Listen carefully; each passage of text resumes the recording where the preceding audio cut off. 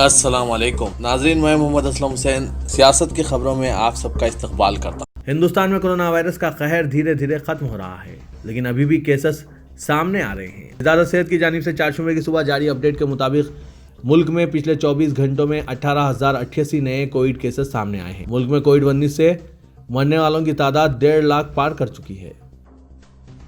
چہارشنبے کی صبح دہلی میں اولے پڑنے لگے۔ دہلی NRC میں صبح 7 بجے کے قریب بارش کا سلسلہ شروع ہوا، جس کے بعد اولے پڑنے لگے۔ بارش اور ابرآلود آسمان کی وجہ سے یہاں درجہ حرارت مزید گر گیا ہے۔ وزرائے کے دارالحکومت دہلی میں گزشتہ 4 روز سے بارش کا سلسلہ جاری ہے۔ برطانوی وزیر اعظم بورس جانسن نے ہندوستان کے وزیر اعظم نریندر مودی سے بات چیت کرتے ہوئے ہندوستان کا دورہ نہ کر پانے پر افسوس کا اظہار کیا۔ وہ 26 جنوری کو یوم جمہوریہ تقریب میں مہمان خصوصی کی حیثیت سے شرکت کرنے والے تھے، لیکن برطانیہ میں کورونا وائرس کی نئی شکل سے پیدا شدہ صحت بحران کے پیش نظر انہوں نے یہ دورہ منسوخ کر دیا۔ اتر پردیش کی لکھنؤ یونیورسٹی نے کرما یوگی اسکیم کا آغاز کیا ہے، جو طلباء کو کیمپس میں پارٹ ٹائم جاب کی پیشکش کرتا ہے۔ اس اسکیم کے تحت ایک طالب علم کو ایک تعلیمی سیشن میں زیادہ سے زیادہ 50 دن تک ایک دن میں زیادہ سے زیادہ 2 گھنٹے کام کرنے کی اجازت ہوگی۔ انہیں فی گھنٹہ 150 روپے دیے جائیں گے۔ VC AK رانا کا کہنا ہے کہ لکھنؤ یونیورسٹی کرما یوگی اسکیم کے ذریعے ان طالب علموں کی مدد کر رہا ہے جو طالب علم پڑھنے کے لیے باہر جا کر پارٹ ٹائم جاب کرتے ہیں، ان کو کیمپس میں ہی پارٹ ٹائم جاب فراہم کیا جائے گا۔ پارلیمانی امور سے متعلق کابینی کمیٹی نے سفارش کی ہے کہ پارلیمنٹ کا بجٹ سیشن 29 جنوری سے شروع کیا جائے اور 8 اپریل کو اس کا اختتام عمل میں آئے۔ کمیٹی سفارشات کے مطابق بجٹ سیشن کا پہلا حصہ 29 جنوری سے 15 فروری کے درمیان اور دوسرا حصہ 8 مارچ سے 8 اپریل کے درمیان منعقد ہوگا۔ صدر جمہوریہ رام ناتھ کووند 29 جنوری جمعے کو پارلیمنٹ کے دونوں ایوانوں کے مشترکہ سیشن سے خطاب کریں گے اور 1 فروری کو مرکزی بجٹ پیش کیا جائے گا۔ ہندوستان میں کورونا وائرس کی نئی شکل کے مزید 20 معاملات سامنے آئے ہیں، جس کے ساتھ ہی ایسے کیسوں کی تعداد 58 ہو گئی ہے۔ برطانیہ میں وائرس کی یہ نئی شکل پائی گئی تھی۔ یہ نئے معاملات نیشنل انسٹی ٹیوٹ آف وائرولوجی پونے میں پائے گئے۔ مرکزی وزارت صحت نے یہ بات بتائی۔ تمام متاثرین کو متعلقہ ریاستی حکومتوں نے نامزد ہاسپٹلز میں سنگل آئسولیشن روم میں رکھا ہے۔ وزارت صحت نے بتایا کہ کووڈ-19 کے لیے ویکسین 10 دنوں کے اندر دینی شروع کی جائے گی۔ اتوار کو 2 ویکسین آکسفورڈ یونیورسٹی کی کووی شیلڈ اور بھارت بایوٹیک کی کو ویکسین کے ہنگامی استعمال کی اجازت دی گئی تھی۔ وزارت صحت نے کہا کہ ویکسین کورونا وائرس کی نئی شکل کے خلاف اثردار ثابت ہوگی۔ اس سے کووڈ شیلڈ ویکسین تیار کرنے والے سیرم انسٹی ٹیوٹ آف انڈیا کے سربراہ اور پونے والا نے کہا کہ ان کے پاس 50 ملین سے زائد خوراک دستیاب ہے۔ ویکسین دینے سے قبل پورے ملک میں مشق کی گئی۔ ایک عہدیدار نے بتایا کہ ملک میں ٹیکہ اندازی 13 جنوری کو شروع ہو سکتی ہے۔ مغربی بنگال کے مملکتی وزیر اسپورٹس و امور نوجوان لکشمی رتن شکلا اپنے عہدے سے مستعفی ہو گئے۔ اس طرح اس سال کے اوائل میں ہونے والے اسمبلی انتخابات سے قبل حکمران ترنمول کانگریس کو ایک اور دھکا لگا ہے۔ کرکٹر سے سیاستداں بننے والے شکلا نے اپنا استعفیٰ چیف منسٹر ممتا بنرجی کو روانہ کیا ہے۔ اس طرح وہ انتخابات سے قبل ممتا کابینہ سے استعفیٰ دینے والے تیسرے وزیر بنے۔ بنگال میں اس سال انتخابات ہونے والے ہیں۔ بنگال کے انتخابی مساوات میں مسلم ووٹوں کی بہت اہمیت ہے۔ گزشتہ انتخابات میں دیدی یعنی ممتا بنرجی نے کل 254 نشستوں میں سے 211 نشستوں پر کامیابی حاصل کی تھی، جن میں سے 98 نشستیں مسلم اکثریت علاقوں کی تھیں۔ لیکن آخری بار پیرزادہ عباس صدیقی ممتا بنرجی کے ساتھ تھے، جس کی وجہ سے دیدی یہ سیٹیں جیتنے میں کامیاب ہو گئی تھی۔ لیکن اب پیرزادہ نے AIMIM کے صدر اسدالدین اویسی کے ساتھ ہاتھ ملایا ہے۔ اب مسلم اکثریتی فرقے کے لوگوں میں یہ بات گشت کر رہی ہے کہ کیا ممتا بنرجی ان سیٹوں کو بچانے میں کامیاب ہو جائے گی یا پیرزادہ کو ووٹ دے کر AIMIM کو بنگال میں مضبوط کیا جائے۔ کرناٹک میں اسکول دوبارہ کھولے جانے کے بعد 25 سے زائد ٹیچرز کورونا وائرس کے لیے مثبت پائے گئے ہیں۔ 5 دن قبل کرناٹک میں تعلیمی ادارے بشمول اسکولز اور کالجز کھولے گئے تھے۔ بیلگاوی ضلع میں 18 اساتذہ کووڈ-19 کے لیے مثبت پائے گئے۔ حکومت نے تمام تدریسی اور غیر تدریسی عملے کے لیے یہ لازمی قرار دیا ہے کہ وہ تعلیمی اداروں میں شرکت سے قبل کووڈ-19 ٹیسٹ کرائیں۔ وزیر اعظم نریندر مودی نے ایک ویڈیو کانفرنس کے ذریعے کوچی منگلورو قدرتی گیس پائپ لائن کو قوم کے نام وقف کیا۔ یہ ایک قوم ایک گیس گرڈ کو وضع کرنے کی سمت ایک اہم کلیدی سنگ میل ہے۔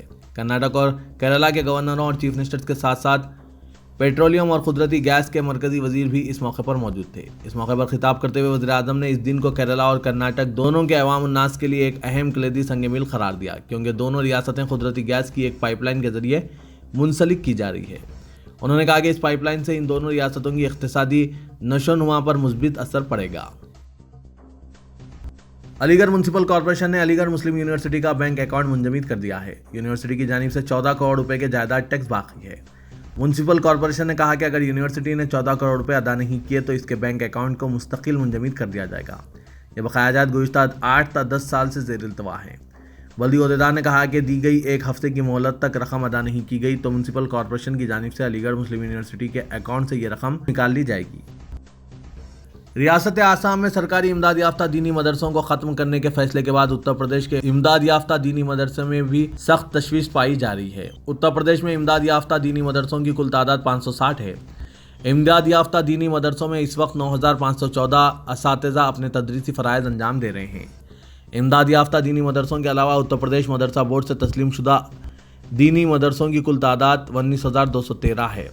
تسلیم شدہ دینی مدرسوں ریاست کے دور دراز کے علاقوں میں پھیلے ہوئے ہیں جہاں غریب بچوں کو مفت تعلیم دی جاتی ہے۔ مغربی اتر پردیش کے بلند شہر میں ایک مسلم دکاندار کو پولیس نے تحویل میں لے لیا کیونکہ اس کے خلاف درج فرسٹ انفارمیشن رپورٹ یعنی FIR میں کہا گیا کہ وہ ایسا جوتا فروخت کر رہا تھا جس کے تلوے پر ٹھاکر لکھا ہوا تھا۔ ٹھاکر اتر پردیش میں نام نہاد اونچی ذات والی برادری ہے۔ دکاندار ناصر کو اس علاقے کی دائیں بازو کی ایک تنظیم کے لیڈر وشال چوہان کی شکایت پر محروس کیا گیا۔ اتر پردیش کے وزیر اعلیٰ یوگی آدتیہ ناتھ نے ایک اہم بیان دیتے ہوئے کہا کہ زمانہ قدیم کے سرجن آیوروید سے تعلق رکھتے تھے۔ انہوں نے کہا کہ آیوروید کے ڈاکٹروں کو سرجری سکھائے جانے کے منصوبے کی جو مخالفت کی جا رہی ہے وہ یوگی کے لیے حیران کن ہے۔ گزشتہ روز ایک پروگرام میں شرکت کے دوران انہوں نے کہا کہ آیوروید ڈاکٹروں کو سرجری سکھانے کی مخالفت حیران کن ہے جبکہ سرجری کی شروعات ہی آیوروید سے ہوئی ہے۔ ممبئی سمیت پورے مہاراشٹرا میں نائٹ کرفیو ختم کر دیا گیا ہے اور اب جلد ہی ممبئی کی لائف لائن کہلائے جانے والی لوکل ٹرینوں میں صبح 7 بجے سے پہلے اور رات 10 بجے کے بعد عام لوگوں کو سفر کرنے کی اجازت دیے جانے کا امکان ہے۔ ذرائع سے ملی خبروں کی بموجب ممبئی عظمیٰ میں کووڈ-19 کے معاملات قابو میں ہونے کے بعد ریاست کی مہاوکاس اگھاڑی حکومت تمام مسافروں کے لیے لوکل ٹرین کی اجازت دینے کی تجویز پر غور کر رہی ہے۔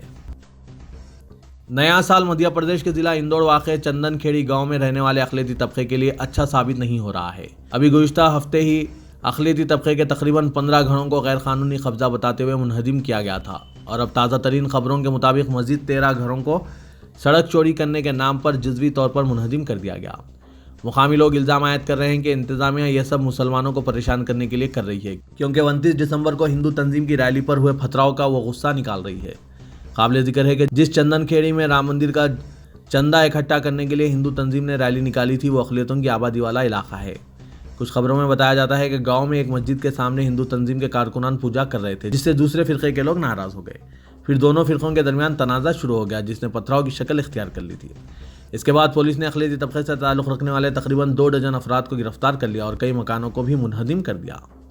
اب اسی علاقے میں سڑک چوری کے نام پر کئی گھروں کو جزوی طور پر منہدم کیا گیا ہے جس سے خوف و دہشت کا عالم دیکھنے کو مل رہا ہے۔ اس سے صاف ظاہر ہو رہا ہے کہ مدھیہ پردیش کی شیوراج حکومت بھی اتر پردیش کی یوگی حکومت کے نقش قدم پر چلنا چاہ رہی ہے۔ سعودی اتحاد اور قطر کے درمیان تقریباً 4 سال سے جاری GCC بحران ختم ہو گیا ہے اور پس پردہ سفارتی کوششوں کے نتیجے میں قطر کے امیر شیخ تمیم نے خلیجی تنظیم کی چھوٹی کانفرنس میں شرکت کے لیے سعودی عرب کا دورہ کیا۔ اس موقع پر سعودی عرب اور دوسرے ملکوں نے قطر کی ناکہ بندی برخاست کرنے کا اعلان کیا۔ سعودی عرب پہنچنے پر ولی عہد محمد بن سلمان نے شیخ تمیم بن حماد الثانی کا گرم جوشی سے استقبال کیا۔ 2017 میں سعودی عرب، UAE، مصر اور بحرین نے قطر پر دہشت گردی کی مدد کا الزام لگاتے ہوئے اس کی سمندری، فضائی اور زمینی ناکہ بندی کی تھی۔ قطر نے ہمیشہ اس پر لگائے گئے الزامات سے انکار کیا تھا۔ بتایا جاتا ہے کہ سعودی اتحاد اور قطر کے درمیان صلح میں امریکہ اور کویت نے اہم کردار ادا کیا۔ GCC کانفرنس میں سعودی عرب اور قطر کے علاوہ دوسرے خلیجی ممالک کے سربراہان نے شرکت کی۔ اس چھوٹی کانفرنس کی صدارت شاہ سلمان نے کی۔ کووڈ سے شدید متاثرہ امریکہ میں گزشتہ 24 گھنٹوں کے دوران 1 لاکھ سے زیادہ نئے کیسز سامنے آنے کے ساتھ ہی ملک میں متاثرہ افراد کی تعداد بڑھ کر 2,07,86,001 ہو گئی ہے اور اس وبا سے اب تک 3,53,000 سے زائد اموات ہو چکی ہے۔ لبنان میں کورونا کی وزارتی کمیٹی نے اس ملک میں کورونا کے پھیلاؤ کو روکنے کے لیے جمعرات 7 جنوری سے 31 جنوری تک لاک ڈاؤن اور شام 6 بجے سے صبح 5 بجے تک کرفیو نافذ کرنے کا اعلان کیا ہے۔ لبنان کی قومی خبر رساں ایجنسی کی رپورٹ کے مطابق لبنان کی وزارت صحت نے کہا ہے کہ کورونا تیزی سے اس ملک میں پھیل چکا ہے اور موسم سرما میں اس سے بڑے پیمانے پر جانی نقصان کا اندیشہ ہے۔ تلنگانہ حکومت نے سرکاری محکمہ جات میں ملازمین کے ترقی کا عمل شروع کر دیا ہے اور توقع ہے کہ جاریہ ماہ کے اختتام تک 32,000 سے زائد ملازمین کو پروموشن حاصل ہو جائے گا۔ حکومت نے تمام محکمہ جات کے سربراہوں کو ہدایت دی ہے کہ 31 جنوری تک یہ عمل مکمل کر لیں۔ سیکریٹریٹ تمام سرکاری محکمہ جات اور ضلعی سطح کے تمام ملازمین کو ترقی دینے کا فیصلہ کیا گیا ہے۔ ایسی جائیدادیں جو ترقی کے بعد مخلوعہ ہوگی انہیں ڈائریکٹ ریکروٹمنٹ کے تحت شامل کرتے ہوئے نوٹیفیکیشن جاری کیا جائے گا۔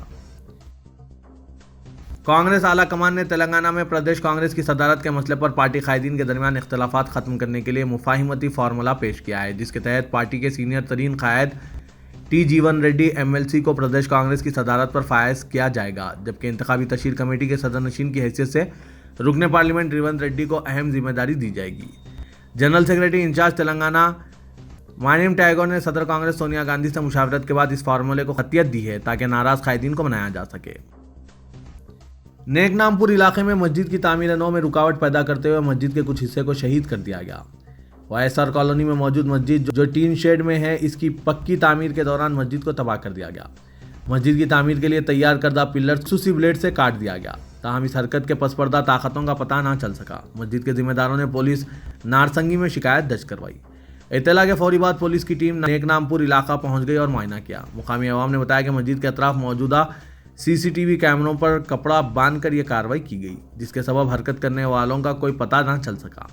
تاہم مقامی عوام نے مسجد کے قریب سے چند شواہد اکٹھا کیے ہیں، جس سے ان شبہات میں اضافہ ہوتا ہے کہ یہ حرکت فوج کی جانب سے کی گئی، تاہم اس کی تاحال تصدیق نہیں ہو سکی۔ اس واقعے کی اطلاع کے بعد قائد مجلس بچاؤ تحریک امجد اللہ خان خالد نے نیک نام پور علاقے کا دورہ کیا اور مسجد کی تعمیر میں رکاوٹ پر سخت احتجاج کیا۔ ملک کی مختلف ریاستوں راجستھان، مدھیہ پردیش، کیرالہ اور ہماچل پردیش میں برڈ فلو کی وبا پائی جا رہی ہے، تاہم جنوبی ریاستیں اس وبا سے محفوظ۔ پولٹری ایسوسی ایشن کے صدر و رکن پارلیمنٹ رنجیت ریڈی نے بتایا کہ تلنگانہ کے علاوہ جنوبی ہند کی ریاستیں اس وبا سے بالکل محفوظ ہیں۔ ان ریاستوں میں برڈ فلو کا کوئی خطرہ نہیں ہے۔ پولٹری صنعت تمام احتیاطی اقدامات کر رہی ہے۔ شہر حیدرآباد میں مجلس بلدیہ عظیم تر حیدرآباد کی جانب سے جلد ہی دونوں شہروں حیدرآباد اور سکندرآباد میں جملہ 57 نئے تھیم پارکس کے قیام کے سلسلے میں اقدامات کرنے کا فیصلہ کیا گیا ہے، اور کہا جا رہا ہے کہ دونوں شہروں حیدرآباد اور سکندرآباد کے مختلف زونز میں نئے طرز کے تھیم پارکس کی تعمیر کی منصوبہ بندی کی گئی ہے اور اس منصوبے کو عملی جامہ پہنانے کے لیے سلسلے میں اقدامات کو خطیت دی جانے لگی ہے۔ حکومت نے حالیہ سیلاب کی تباہ کاریوں سے سبق حاصل کرتے ہوئے تالابوں، جھیلوں اور نالوں کے اطراف و اکناف آبگیر علاقوں میں غیر قانونی تعمیرات کے خلاف مہم شروع کرنے کا فیصلہ کیا ہے۔ اکتوبر 2020 میں شدید بارش اور سیلاب کی صورتحال سے ہزاروں خاندان متاثر ہوئے تھے اور تباہی کی یادیں آج بھی متاثرین اور حکام کے ذہنوں میں تازہ ہے۔ مستقبل میں اس طرح کے واقعات کی روک تھام کے لیے حکومت نے آبگیر علاقوں میں غیر مجاز تعمیرات کی نشاندہی کا کام شروع کیا ہے تاکہ انہیں جنگی خطوط پر منہدم کیا جا سکے۔ شہر کی تاریخی مکہ مسجد کی تعمیر و مرمت کا کام جس طرح ادھورا ہو چکا ہے، اسی طرح وہاں کے خطیب، ائمہ، مؤذنین اور ملازمین زبوں حالی کا شکار ہے۔ حالیہ لاک ڈاؤن کے دوران حکومت نے مسجد میں کورونا قواعد کے پیش نظر باقاعدہ نمازوں کی اجازت نہیں دی تھی، لیکن خطیب، ائمہ، مؤذنین اور ملازمین اپنے فرائض کی تکمیل کرتے رہے، لیکن گزشتہ کئی سالوں سے ان کی تنخواہوں پر نظر ثانی نہیں کی گئی۔ موجودہ حالات میں جبکہ ہر شخص معاشی مسائل کا شکار ہے، حکومت نے تمام سرکاری ملازمین کی تنخواہوں میں اضافے کا فیصلہ کیا، لیکن اس فیصلے سے مکہ مسجد کے ملازمین کو کسی فائدے کا امکان نہیں ہے۔ مکہ مسجد کے خطیب، امام کی تنخواہیں مسجد میں سیکورٹی کا کام کرنے والے ہوم گارڈ سے بھی کم ہیں۔ محکمہ اقلیتی بہبود کی مسجد کے امور سے عدم دلچسپی کا اندازہ اس بات سے لگایا جا سکتا ہے کہ ایک امام گزشتہ 10 ماہ سے تنخواہ سے محروم ہے، لیکن عہدیداروں کو اس کی کوئی فکر نہیں۔ شہر حیدرآباد کے مختلف مقامات کو سیلاب کی صورتحال سے محفوظ رکھنے کے لیے حسین ساگر کو 8 گیٹس لگانے کا فیصلہ کیا گیا ہے۔ اس کا ڈیزائن تیار کرتے ہوئے سینٹرل ڈیزائن آرگنائزیشن نے محکمہ بلدی نظم و نسق کو حوالے کر دیا ہے۔ بہت جلد اس کے لیے ٹینڈرز طلب کرنے کی تیاریاں کی جا رہی ہے۔ ماہرین کا ماننا ہے کہ حسین ساگر کو گیٹس لگانے سے کئی علاقوں کو سیلاب کی صورتحال سے محفوظ رکھا جا سکتا ہے۔